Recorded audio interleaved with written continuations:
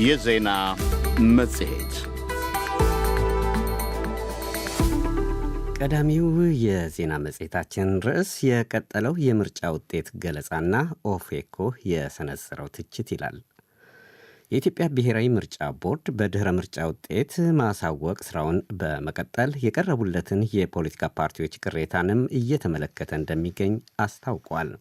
የምርጫው ውጤት ተንተርሶ መግለጫ ያወጣው የኦሮሞ ፌዴራላዊ ኮንግረስ በምህጻሩ ኦፌኮ ነፃና ፍትሐዊ ምርጫ ስለመካሄዱ ጠንከር ያለ ጥያቄ በማንሳት የኢትዮጵያ ውስብስብ የፖለቲካ ቀውሶች በዚህ መንገድ አይፈታም ሲል አቋሙን ገልጿል። ኦፌኮ በአሁኑ ወቅት ከመንግስት ጋር በጦርነት ላይ ያሉ ታጣቂ ኃይሎችን አካቶ በሀገሪቱ ውስጥ ያሉትን ሁሉንም የፖለቲካ ኃይሎች በማሰባሰብ በድርድር ላይ ለተመሰረተ አዲስ የፖለቲካዊ ስምምነት ፍኖተ ካርታ መሰረት እንዲጣልም ጠይቋል።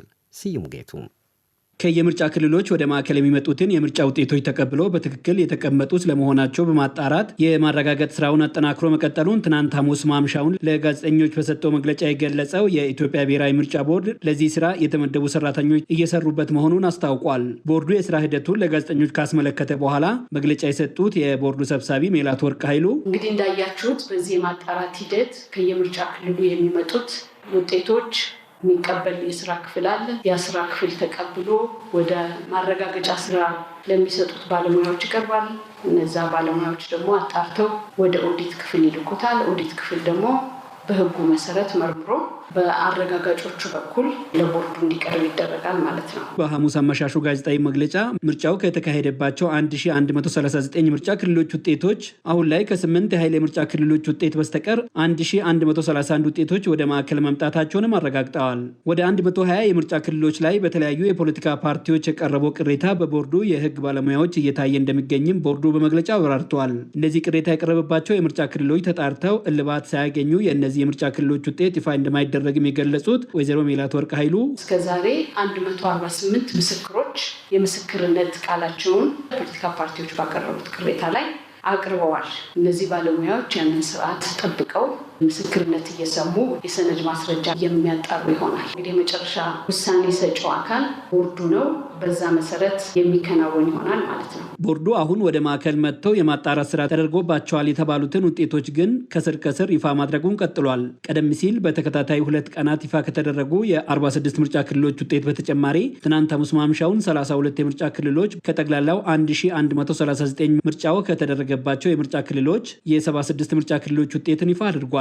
በአዲስ አበባ የህዝብ ተወካዮች ምክር ቤት ምርጫ ክልል 18 ገዢው ብልጽግና ፓርቲ ባልተሳተፈበት ነገር ግን በርካታ ተቃዋሚ የፖለቲካ ድርጅቶች እጩዎቻቸውን ባቀረቡበት የኢትዮጵያ ዜጎች ለማህበራዊ ፍትህ ኢዜማ መሪ ኢዮብ መሳፍንት ከፍተኛውን ድምጽ በማግኘት የፓርላማ መቀመጫቸውን ያረጋገጡበት ውጤት ተጠቃሽ ነው። በቤኒሻንጉል ጉሙዝ ካማሺ የምርጫ ክልል ከጉሙዝ ህዝብ ዴሞክራሲያዊ ንቅናቄ ለህዝብ ተወካዮች ምክር ቤት የተወዳደሩት መኮንን ጎላሳ፣ ለድሬዳዋ ከተማ ምክር ቤት ረመዳን መሐመድ፣ ከአዲስ ትውልድ ፓርቲ ጀማል ኡመር እና አብዱላይ ፋራ ከነጻነትና እኩልነት ፓርቲ መቀመጫ ካገኙ የተፎካካሪ ፓርቲ እጩዎች ተጠቃሽ ናቸው። በሌላ በኩል የኦሮሞ ፌዴራላዊ ኮንግረስ ኦፌኮ በውጤት ማሳወቅ ምዕራፍ ላይ የሚገኘውን 7ኛ የኢትዮጵያ ጠቅላላ ምርጫን ክፉኛ ነቅፎ ባወጣው መግለጫ ምርጫው በመሰረታዊ ግድፈቶች የተሞላና የዜጎችን የመምረጥ መብት በነፈገ ሁኔታ የተካሄደ ነው ብሎታል።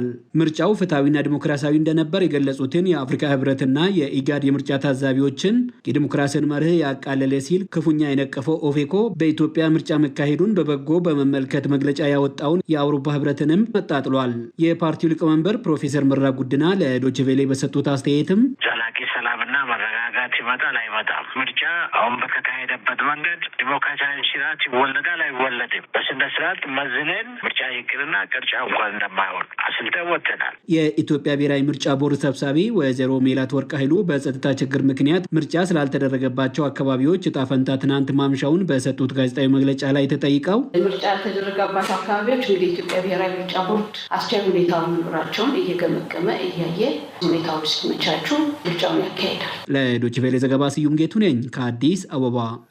ሁለተኛው ዘገባችንም ምርጫ ላይ ነው የሚመለከተው። ወደ ሐዋሳና ወላይታ ሶዶ ይወስደናል። በሐዋሳና ወላይታ ሶዶ ከተማ በምርጫው የተሳተፉ ነዋሪዎች አሸናፊ የሚሆነው ፓርቲ ከወዲሁ መሰረታዊ የሚባሉ ችግሮቻቸውን እንዲፈትላቸው ጠየቁም። የሐዋሳው ወኪላችን ሸዋንግዛው ወጋየው ያነጋገራቸው ነዋሪዎች በምርጫው የሚመሰረተው መንግሥት የኑሮ ውድነትን ለማቃለልና የጸጥታ መደፍረሶች ላይ ትኩረት ሰጥቶ እንዲሠራ እንደሚፈልጉ ገልጿል። አንድ አስተያየት ሰጪ መንግሥት ኮሪደር የሚለውን ትቶ መጀመሪያ ሰው የሚበላውንና የሚጠጣውን ነገር ቢያስተካክልልን ሲሉ ተደምጠዋል። ዝርዝሩ እንደሚከተለው ይቀርባል። የኢትዮጵያ ብሔራዊ ምርጫ ቦርድ ግንቦት 24 የተካሄደውን 7ኛው ጠቅላላ ምርጫ ተከትሎ የየአካባቢ ውጤቶችን ይፋ እያደረገ ይገኛል። በምርጫው የተሳተፉ ነዋሪዎች አሸናፊ የሚሆነው ፓርቲ ከወዲሁ መሰረታዊ የሚባሉ ችግሮችን ይፈታል የሚል ተስፋ እንዳላቸው ይናገራሉ። ዶቼ ቬለ ያነጋገራቸው የሐዋሳና የወላይታ ሶዶ ከተማ ነዋሪዎች በቀጣይ አገሪቱን የሚመራው መንግስት በተለይ የኑሮ ውድነትና የስራ አጥነትን ለመቀነስ ትኩረት ቢሰጥ ፍላጎታቸው መሆኑን ገልጸዋል። ያው እንግዲህ እኔ የምናገረው እንዳለውበት ከተማ እንዳለውበት ሁኔታ ነውና ሐዋሳችን ላይ ያው ጥሩ ነው እስካሁን የምናየው ነገር። በሚቀጥለው 5 ዓመታት ደግሞ የተጀመሩት ነገር ያልቃሉ ብዬ ተስፋ አረጋለሁ። ስራ አጥ ወጣቶችም ስራ አግኝተው ተመርቀው የተቀመጡ ወጣቶችም ብዙ አሉ። እኔ እስከማውቀው ድረስ የስራ እድል ይኖራቸዋል፣ ይከፈትላቸዋል ብዬ አስባለሁ። ያው ብዙ ነገር እንጠብቃለን። ሁሉም ላይ ነው። ምግብ ብትል ሊስትሮ ራሱ 50 ብር ገብቷል። አስበዋል። በጣም ከባድ ነው። ምንም ቢሆን መንግስት ጣልቃ ቢገባበት ኮሪደር የሚለውን ትቶ መጀመሪያ ሰው የሚበላው የሚጠጣውን ነገር ቢያስተካክልልን። የሚለበስ ነገር ሰማይ ነክቷል፣ የምትበላው ነገር የለም እና ይሄ ላይ ቢሰራ በጣም ነው ደስ የሚለኝ። ያ አሁን እንደምናውቀውም እንደምንሰማውም እንደምናየውም የኑሮ ውድነት በጣም ከፍተኛ ሆኗልና ኤቭሪቲንግ ሁሉም ነገር ተረጋግቶ ቆንጆ ሁኔታ ላይ እንሆናለን ብዬ አስባለሁ። ቢሆን መልካም ነው። እንደዛ ምርጫ መጥቷል። መንግስት የሚጨመርተናል የመረጠንን መንግስት ግን አሁን ኑሮ ጉዳይ በጣም አሳሳቢ ሆነናል። ለምን ቤት ኪራይ ተጨምሯል። ትገዛው ነገር ሁሉ ነገር የለም። የምናደርገው ነገር የለም። ትምህርት ቤት የራሱ ክፍያ በጣም ተጨምሯል። እሱን አሁን የመረጠን መንግስት ያንን ማሻሻያ ባደረገን ለእኔ ደስ ብለኛል። በእኔ በኩል ኑሮ ውድነት በዚሁ ከቀጠለ ሰው መኖር አይችልም። እውነት ነው። በራሴ ሳስበው አሁን ለምሳሌ በጣም ከብዶታል ሰው ሁሉ። በ20 ብር የሚሸጠው ጨው አሁን በዚህ ሰዓት 1 ኪሎ 100 ብር ነው እሽግ። እሱን ገዝተን መኖር አንችልም። በጣም ከባድ ነገር ነው። ይሄ ይቀሰፍ ለኛ የምመጣው። ባለፉት 7 ዓመታት የሲዳማና የደቡብ ኢትዮጵያ ክልሎችን ጨምሮ በአብዛኛው የደቡባዊ የኢትዮጵያ ክፍል አንጻራዊ ሰላም የሰፈነበት ሆኖ ቆይቷል። ያም ሆኖ በሌሎች የአገሪቱ አካባቢዎች በመንግስት ወታደሮችና በታጣቂ ቡድኖች መካከል የሚካሄደው ግጭት በእነኚህ ክልሎች ምጣኔ ሀብታዊ፣ ማህበራዊና ፖለቲካዊ ተጽዕኖን ማሳደሩ አልቀረም። በሚቀጥሉት ዓመታት በሰላምና በጸጥታ ማስፈን ስራዎች ላይ መንግስት አጽንኦት ሰጥቶ መስራት አለበት ብለዋል አስተያየት ሰጪዎቹ።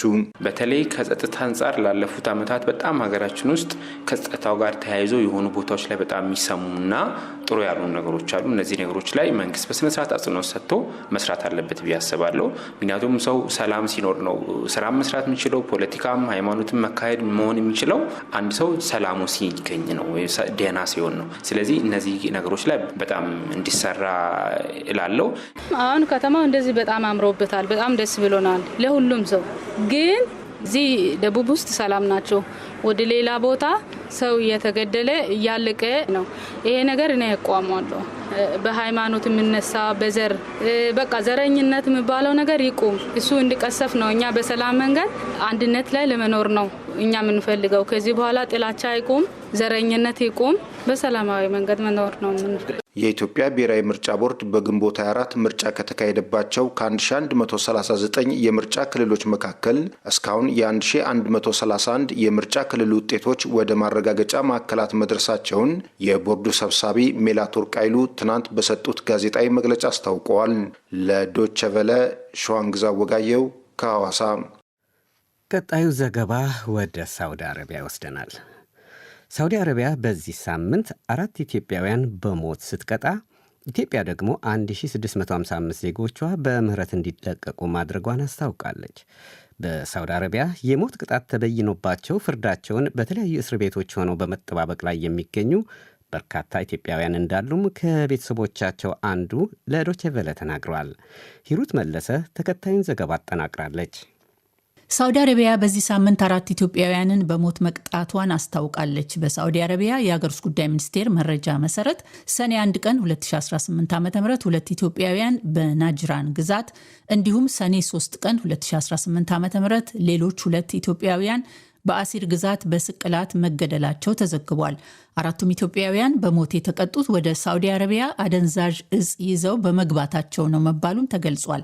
የኢትዮጵያ ውጭ ጉዳይ ሚኒስቴር በሳዑዲ እስር ቤት የሚገኙ 1655 ኢትዮጵያውያን የፍርድ ሂደታቸው ተቋርጦ ምህረት እንዲሰጣቸው ማድረጉን በዚህ ሳምንት አስታውቋል። በሳዑዲ አረቢያ በስቅላት ስለተገደሉትም ሆነ በምህረት ስለተለቀቁት ኢትዮጵያውያን ተጨማሪ ማብራሪያ ለማግኘት ዶቼ ቬለ ለኢትዮጵያ ውጭ ጉዳይ ሚኒስቴር ቃል አቀባይ አምባሳደር ነቢያት ጌታቸው የእጅ ስልክ ላይ ቢደውልም ስልካቸው አልተነሳም። ጉዳዩን በቅርበት ከሚያውቁት አንዱ ሳዑዲ አረቢያ ለብዙ ዓመታት የኖረው ጋዜጠኛ ነብዩ ሲራክ ሰሞኑን የሞት ቅጣት የተፈጸመባቸው ኢትዮጵያውያን ከዚህ ቀደም ውሳኔ ተላልፎባቸው ከነበሩት መካከል መሆናቸውን ያስታውሳል። የተገደሉትም ከቅርብ ዓመታት ወዲህ የወጡ አዳዲስ ሕጎችን በሚጻረሩ ድርጊቶች ተወንጅለው እንደሆነ ገልጿል። ከዚህ በፊት በናጅራን በሚባል የሳዑዲ ክፍል በርካታ ኢትዮጵያውያን ከ45 በላይ ኢትዮጵያውያን የሞት ፍርድ እንደተፈረደባቸው ይታወቅ ነበር። የፍርድ ሂደቱ ከተጠናቀቀ በኋላ ኢትዮጵያውያን በአንገታቸው የተቀላና እየተሰቀሉ ፍርዱ መከወኑን ሰምቻለሁኝ። አሁንም እየተካሄደ ያለው ምንድን ነው? በሞት ፍርድ የተፈረደባቸው በአገሪቱን ሕግ ተጻራሪ በሆነ ለምሳሌ በአሁኑ ሰዓት በተለይም ደግሞ ጫትን ወደ አገሪቱ ከየመን ወደ ሳዑዲ ማስገባት እንደ አደንዛዥ እጽ ማስገባት ነው የሚቆጠረውና ከዚህ በፊት ያልነበረ ህግ ነው። አሁን በቅርብ ዓመታት ነገሮች እየባሱ ሄዱ ያወጡት ህግ ነው። ጫት ይዘው ወደ ድንበር ከተሞች የገቡ ኢትዮጵያውያን በርካታ ኢትዮጵያውያን ተይዘው የሞት ፍርድ እንደተፈረደባቸው በርካታ መረጃዎችን የሚደርሱኛልኝ። ነብዩ እንደሚለው በእነዚህ ወንጀሎች ጥፋተኛ የሚባል ማንኛውም ዜጋ ላይ የሚተላለፈው ውሳኔም ተመሳሳይ ነው። የሳዑዲ መንግስት በአደንዛዥ እጽ ያዝኳቸው ያላቸውን ዜጎች የትኛውም ሀገር ዜጎች በሞት ይቀጣል። ይህንን ውሳኔውን ምንም ያስለወጠ ዲፕሎማሲያዊ ግንኙነት እንዳለ እና የተያዘ መረጃ እስካሁን አላየሁም። ባለፈው ሚያዝያም 3 ኢትዮጵያውያን በሳዑዲ አረቢያ የሞት ቅጣት እንደተፈጸመባቸው የሰብአዊ መብት ተሟጋቹ ድርጅት ሂዩማን ራይትስ ዋች አስታውቆ ነበረ።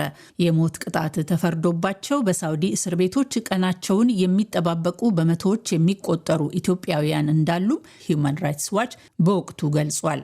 አለሙ መኮንን ለዓመታት በሳዑዲ እስር ቤት ሞታቸውን ከሚጠባበቁት ኢትዮጵያውያን መካከል አንዱ መሆኑን እዚያው ሳዑዲ አረቢያ የሚገኘው ታላቅ ወንድሙ ኃይሌ መኮንን ለዶይቼ ቬለ ተናግሯል።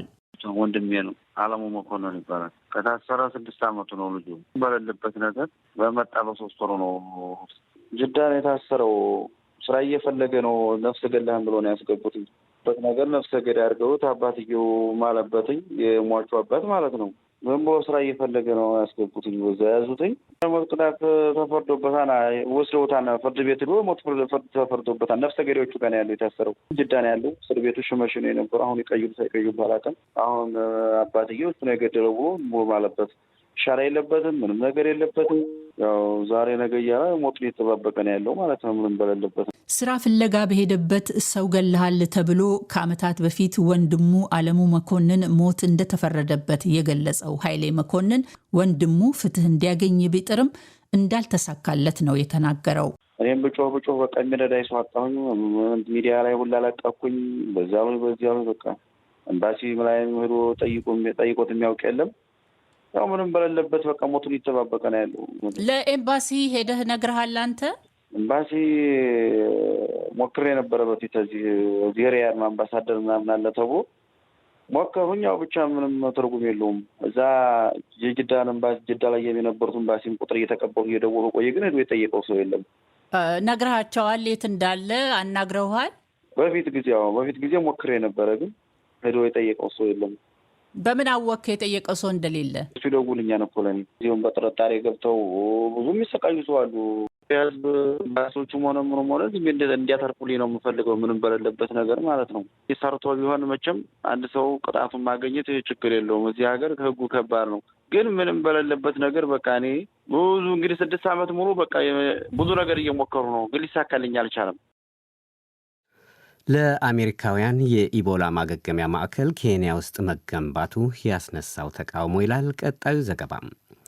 ኬንያ ውስጥ ለአሜሪካውያን እየተገነባ ያለውን የኢቦላ ማገገሚያ ማዕከልን በመቃወም በርካታ ኬንያውያን የቱሪስት መዳረሻ ከተማ በሆነችው ናንዩኪ ከባድ ተቃውሞና አድማ አስነስተዋል። ተቃዋሚዎችን ለመበተን ፖሊስ አስለቃሽ ጋዝ የተጠቀመ ሲሆን በግጭቱ ቢያንስ የአንድ ሰው ሕይወት አልፏል። በርካቶች ደግሞ ጉዳት ደርሶባቸዋል ነው የተባለው። አዚብ ታደሰ ዝርዝር ዘገባ አዘጋጅታለች። ኬንያውያን የአገሪቱ የቱሪስት መዳረሻ ከተማ በሆነችው ናኒዩኪ ውስጥ ለአሜሪካውያን እየተገነባ ያለውን የኢቦላ ማገገሚያ ማዕከል በመቃወም በጠሩት ከፍተኛ የጎዳና ላይ አድማ ከፖሊስ ጋር ግጭት ቀስቅሷል። ለተቃውሞ አደባባይ የወጡት በሺዎች የሚቆጠሩ ኬንያውያን እንደሚሉት ኬንያ ውስጥ እስካሁን በኢቦላ ተዋሲ የተያዘ አንድም ሰው አልተመዘገበም።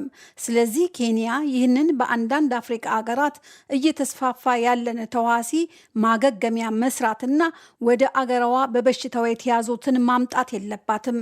በዚች ከተማና አገር ይህ ማገገሚያ አይገነባም ሲሉ ተቃዋሚዎች በናኒዩኪ ጎዳናዎች ጎማ አቃጥለዋል። በፖሊስ ላይ ድንጋይ ሲወረውሩም ታይቷል።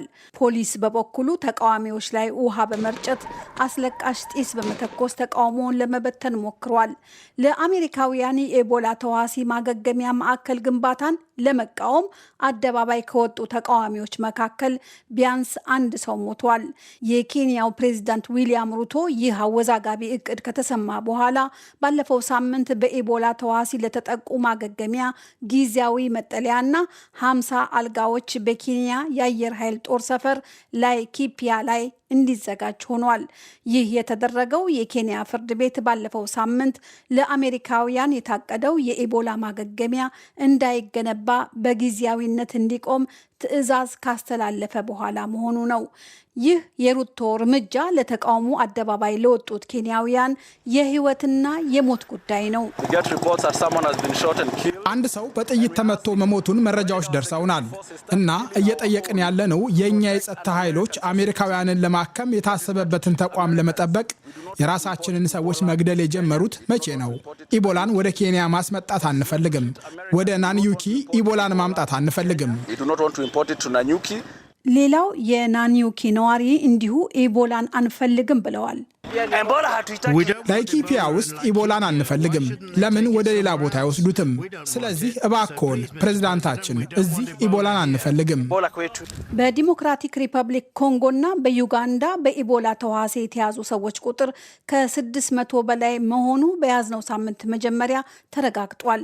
የኬንያ ፕሬዝዳንት ዊሊያም ሩቶ በበኩላቸው በምስራቅ ዲሞክራቲክ ሪፐብሊክ ኮንጎ በሺህ የሚቆጠሩ የኬንያ ዜጎች በመኖራቸው ሊፈጠር የሚችለውን የኢቦላ ወረርሽኝ ስርጭትን ለመግታት አገራቸው እየተዘጋጀች ነው ብለዋል። ከነዚህ ዝግጅቶች አንዱ በኬንያ ድንበሮች ላይ የማገገሚያ ማዕከልን ማቋቋም ሲሆን ይህ ደግሞ በዩናይትድ ስቴትስ ድጋፍ እየተደረገለት መሆኑን ፕሬዝዳንት ሩቶ አክለዋል።